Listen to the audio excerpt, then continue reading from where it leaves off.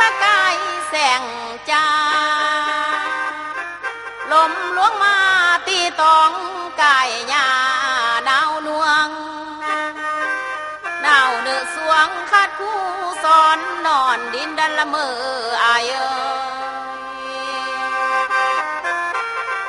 สายเอ้ยลมพัดมาต้อยตองปลายไผ่มันหนาวเหี่ยมนายินเสียงสี่เสียดกันดังสี่ซ้ออูมวนหมูกกเฟืองเผาลำยาวเนืองนวยนายพานางขี้ทอดอายสายสู่พวงไหลนองแล้วอันมาหาเก้าพิมพ์พาใบเนื้อละวางกลางเจิงนาวันเดือนปีผ่านไปหลวงเลยนานลำนางยังฟังเจอสอนความหลังทางอาดีคิดเมื่อข้าวนางค้างทางกองห่มมักยมนันนาโอ้นอสายเอ้ยบ้านกกจ้างชื่อจอยตอนละวังทางไปเดือดเจอดีสายเน้นเห่าทั้งสองบ่จำเจือฟันความฝันทั้งเพมังวิมานทลายคาศาสตร์มีเพียงแต่ใดเป็นสู่สัวข่าวนออายเอ้ย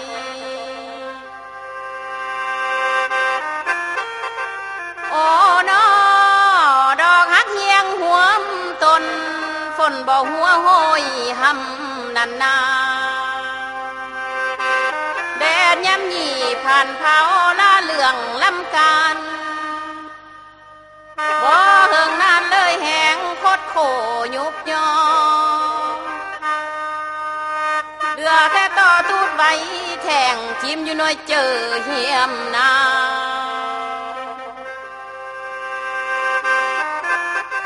โอ้นออายเอ้ยอาดีเดินด้วนพลบ่เฮยห่วงเสน่หาสายเอ้ยคำสัญญายังฟังบ่ลืมเลือนใดหากยังห่อมสถิตไว้บ่จรจางจงจือโอ้เอาคิดสะหลังความหลังนั้นอยู่สู่ยามอายเอ้ยอันว่ายามเมื่อนางขีดคนน้ำตาลังลิ้นไหลสายเอ้ยบุญบ่หลายสายบ่ยาวบ่ได้เฮียงสิทธิ์เกินหอมกินบุบผ้าไหมยามลมหนาวพัดผ่านเจอน้องยิ่งสะทานนอนให้จมละเมออายเอ้ย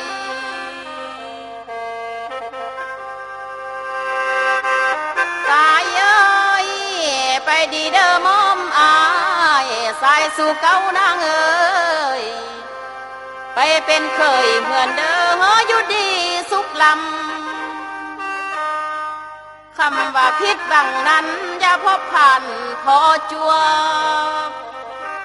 ความทุกข์โศกอย่ามอเกิดทลาเกี่ยวพันอายเนื้อโอ้นอสายเอ้ยวันเดือสายเจ็บซ้ำสวงแสบเป็นแผลนันนาคนฮักแป่เปลี่ยนพันหลีกเลี่ยงล่วงลองสายจงเหลียวแลน้องคนหลังทางอาดีนิ่งมียังอยู่ท่าผ่องเท่าส่วนนิรันดร์สายเอ้ย